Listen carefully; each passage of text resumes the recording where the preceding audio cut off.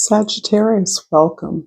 This is Regina from Pacific Tarot, getting ready to do your new moon in Aquarius reading, happening on the 17th of February, a solar eclipse.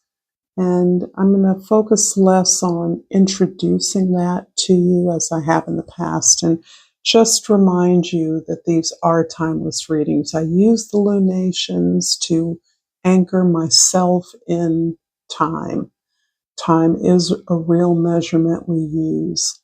I don't want to cast an illusion that I'm speaking from some sort of eternal infinity. I'm a real person on planet Earth.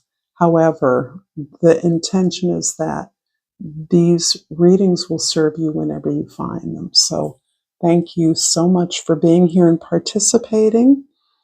I need your presence to do these readings.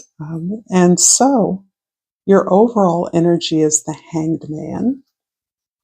And this is about this necessity to step back, to observe what you're doing, what you're thinking, how things are moving in a way that affords you the opportunity to gain a higher perspective. And by higher, I don't mean better. I mean one that is more inclusive of various, not only efforts, but consequences of your actions that may be difficult to see in the moment. So this is about recognizing that there is more of an impact in your actions, your words, your behaviors than what you customarily would consider in your plans, your forward motion. Very clear, distinct message. I have pulled an Egyptian sacred animal, and I've pulled the mehen. And I'm going to read this card to you. Its key words are defense and support. Mayhem symbolizes protection and strength against the forces of evil and chaos. Its name literally means he who envelops, emphasizing its power to defend and surround with its reassuring presence. It is represented as a large snake wrapped around the divine Sun Ra during his nightly journey through the realm of the dead. If this figure appears to you, it could be a sign of protection and strength in a time of difficulty or change in your life. Do not be afraid. You are surrounded by the protective presence of the serpent Mehen, who encourages you to face challenges with courage and determination. Seek the support of loved ones and try to maintain a positive attitude as you navigate your personal and professional paths. I love this. This is absolutely describing some kind of marginal interference or interventions that you may be sensing. And what I'm describing is about energies that feel as though they would like to intrude on your sacred space. Most of you, I'm believing, are fairly powerful in your ability to regularly and consistently invoke the kind of protection that is required given the work that you do or the level of consciousness that you're working at.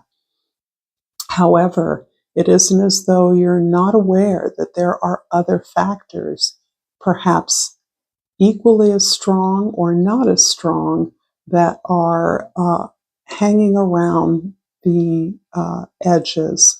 We used to call them dwellers on the threshold. And in my earlier studies, the idea was for particularly new people uh, uh, that there was a way that you were still learning to protect yourself. And if done insufficiently, then there were forces that were ready to attack an emptied vessel, a naively emptied vessel that had not been properly guarded. So, and there are all kinds of stories about the kind of parasitic energy that could take over a person's soul or energy field. But I simply am saying that to acknowledge that those forces are still there. You have grown in your ability to be aware, to be protected, to be strong, to understand the nature of security, both within and without, that you need to employ.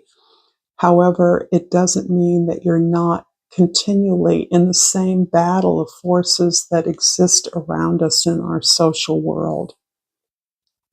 In the 10th house, the way that you're seen by others, the way others see you, the moon is absolutely about your positionality.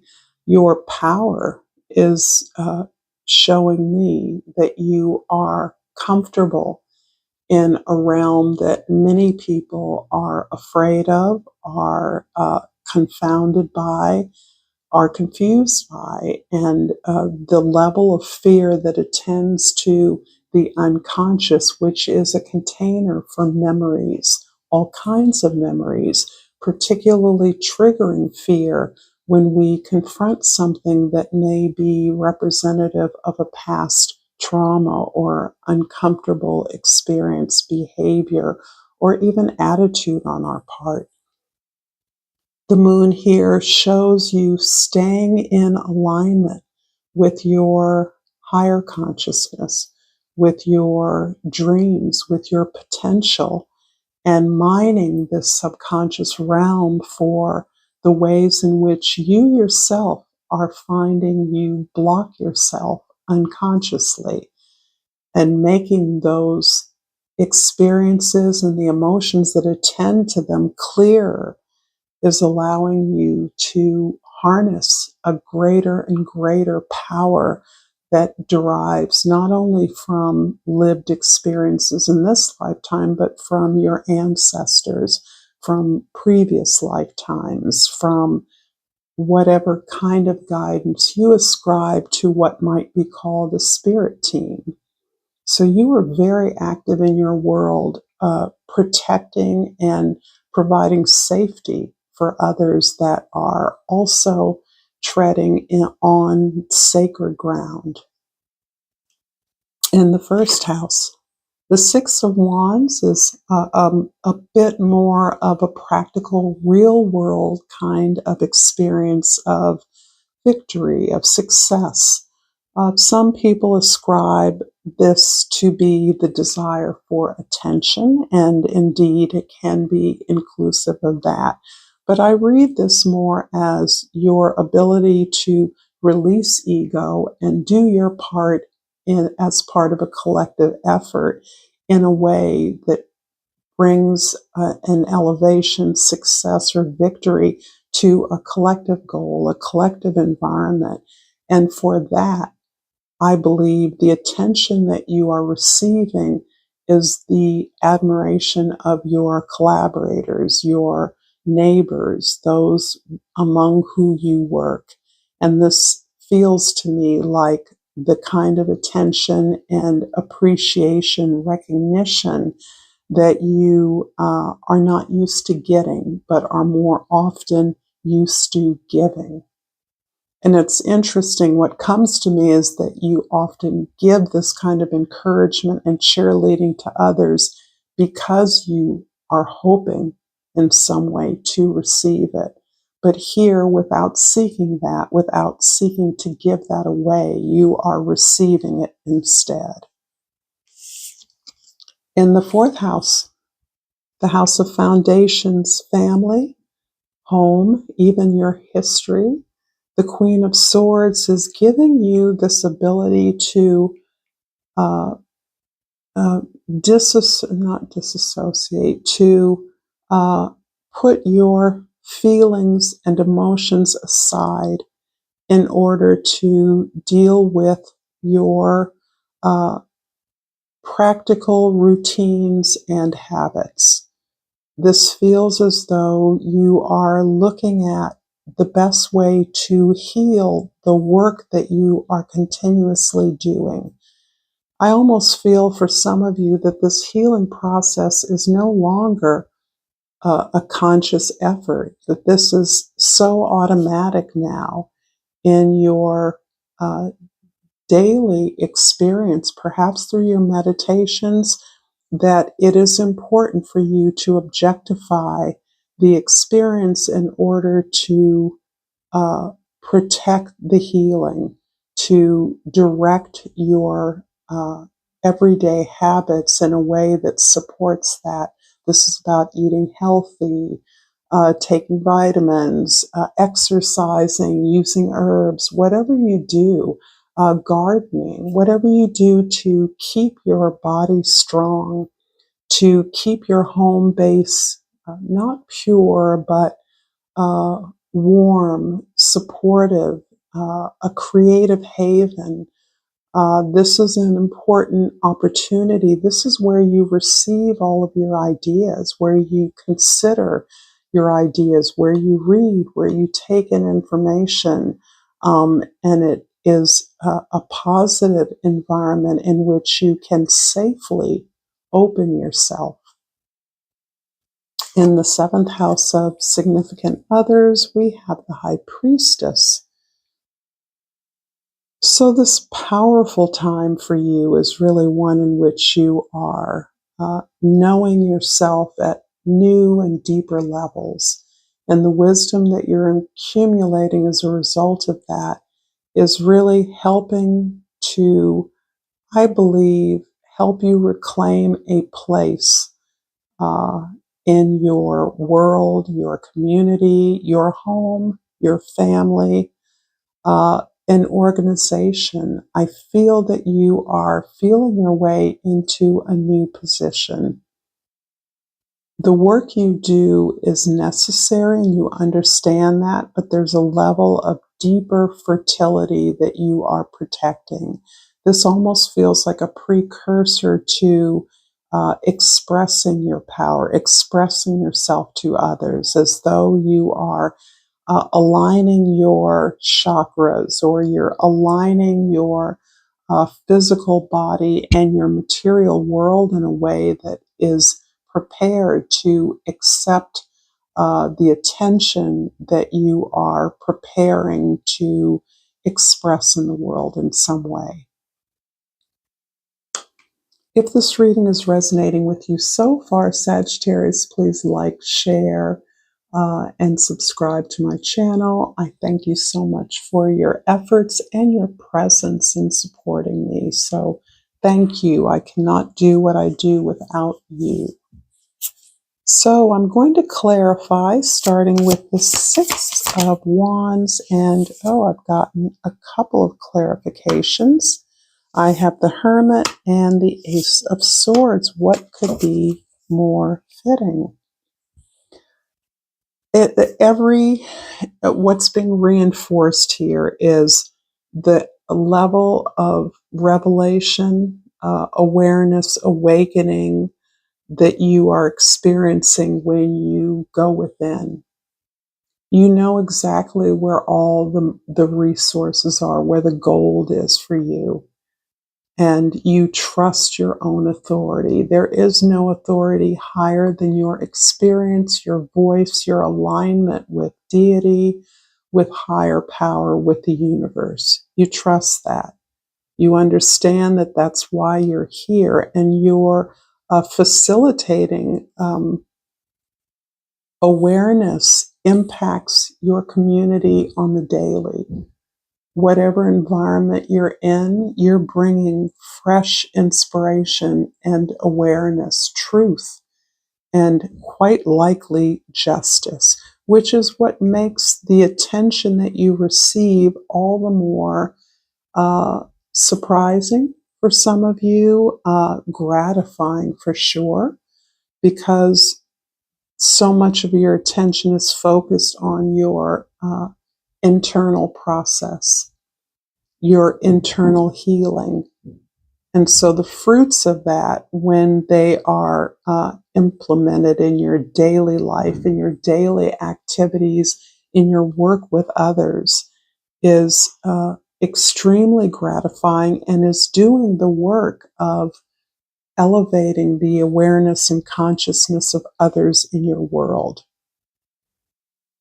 You're modeling this evolution of knowledge and wisdom.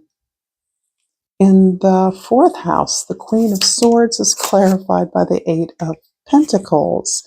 And this is quite likely a further iteration on your understanding that what you do to improve yourself, your experience, your understanding, your craft, the devotion and love that you pour into your work improves what it is that you are creating. It again reinforces this idea that doing your part lifts up the whole team, the whole community, and it advances something that you are preparing to expose to the world. You're preparing, getting ready to show the world. And so this is your opportunity to really enjoy crafting, improving your skills, pouring over every detail of your creation in a way that is immensely gratifying and really builds your confidence as well as your preparation for success, exposure, attention. In the seventh house, the High Priestess is clarified by the Tower. Boy, I like how that happens. The Tower is really describing this experience of preparation that I think you are prefacing your expression with. There's something that you want to share with the world, but you're learning that it has greater impact and is having a radical impact on your audience, those you work with, those in your community or in your place of employment. Your ideas are having an impact that you hadn't anticipated. The wisdom you share, when you share it, because this is very selective. You're not sharing this with just anybody, but you are modeling it in a way that makes it clear to others. So others are experiencing some kind of deeper understanding as a result of information and knowledge you share. And this is having an unexpected impact, but it is moving you closer. It's moving others closer to the alternative world or experience that you have as a goal. Something here is innovative. You have an innovative approach to something, and you can't measure the impact of that. You know that. That's why you're selective, because it isn't for everybody. Not everyone, in the sense that it's not that it's exclusive or elite. It's that everyone isn't ready or doesn't understand or doesn't want to understand what it is you're sharing. In the 10th house, the Moon card is clarified by the Chariot. And I like this because it's really building on this idea that you are cultivating something within that is forming and protecting this focus on some kind of victory, some kind of completion, and ultimately some kind of presentation, some way that you're putting yourself or something you've created before the world. You anticipate a response, but you can't control that response. And that's part of what leads you to the absolute attentiveness to the detail of what you're creating, what you're making, and the absolute clarity that you must steer yourself away from the many distractions, the many requests, even demands on your time because of your competency, because of your vision, because of your ability to be in two places at one time. That's within yourself with absolute integrity and within the community with absolute commitment. I'm going to finish this reading, Sag, with a crystal oracle, and the opal jumps out. I haven't seen that in a while. And the key word is joy. My soul sings and dances to the vibration of joy. Wow. I'm really touched by this reading, and I really appreciate your presence here. Thank you so much. If this resonated for you, if you would like it to, like, share, subscribe to my channel, and please drop a comment in the comment box if you would like to. I enjoy reading your thoughts and your appreciations, your feedback. Until next time, namaste.